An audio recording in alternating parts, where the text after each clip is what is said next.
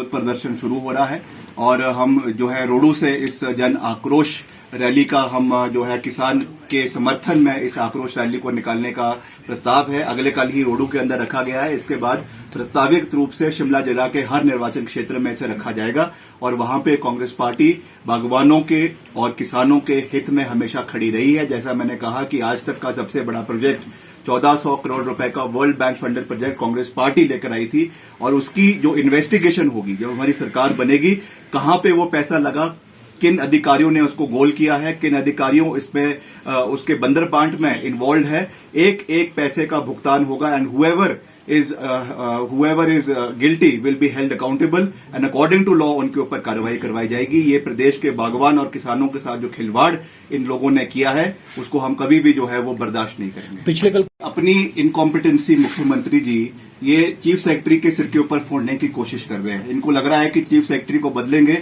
तो हमारी सारी इनकॉम्पिटेंसी को जो है हम उसको छिपा लेंगे, पर ऐसा होने वाला नहीं है। प्रदेश की जनता भली भांति जानती है कि आपकी कार्यालय की चाबी आपके हाथ में ही नहीं है। वो या तो नाबा के हाथ में है, या वो नागपुर से चलती है, या दिल्ली से चलती है, या जयपुर से चलती है। इसलिए इस तरीके के आप चाहे 10 सेक्रेटरी बदले, चाहे 10 चीफ सेक्रेटरी बदलिए, उससे आपकी नाकामी छिपने वाली नहीं है। The people of Himachal Pradesh have realised कि this is the incompetent government.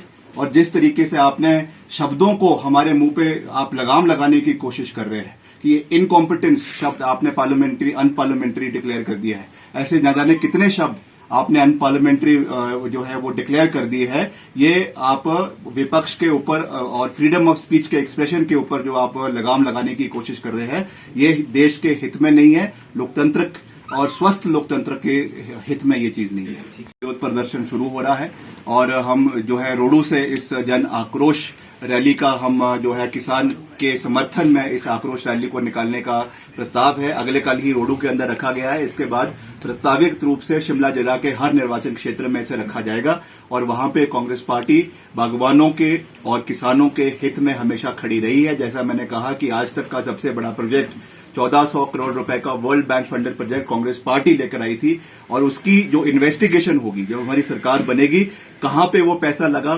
किन अधिकारियों ने उसको गोल किया है, किन अधिकारियों इसमें उसके बंदरबांट में इन्वॉल्व है, एक एक पैसे का भुगतान होगा and whoever is guilty will be held accountable and according to law उनके ऊपर कार्रवाई करवाई जाएगी। ये प्रदेश के बागवान और किसानों के साथ जो खिलवाड़ इन लोगों ने किया है उसको हम कभी भी जो है वो बर्दाश्त नहीं करेंगे। पिछले कल अपनी इनकॉम्पिटेंसी मुख्यमंत्री जी ये चीफ सेक्रेटरी के सिर के ऊपर फोड़ने की कोशिश कर रहे हैं। इनको लग रहा है कि चीफ सेक्रेटरी को बदलेंगे तो हमारी सारी इनकॉम्पिटेंसी को जो है हम उसको छिपा लेंगे, पर ऐसा होने वाला नहीं है। प्रदेश की जनता भली भांति जानती है कि आपकी कार्यालय की चाबी आपके हाथ में ही नहीं है।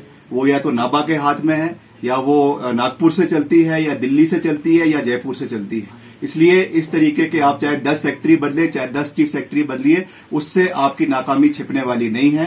The people of Himachal Pradesh have realised कि this is the incompetent government.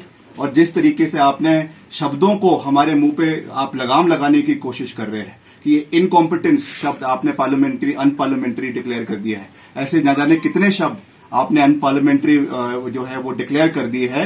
ये आप विपक्ष के ऊपर और फ्रीडम ऑफ स्पीच के एक्सप्रेशन के ऊपर जो आप लगाम लगाने की कोशिश कर रहे हैं, ये देश के हित में नहीं है। लोकतंत्र और स्वस्थ लोकतंत्र के हित में ये चीज नहीं है।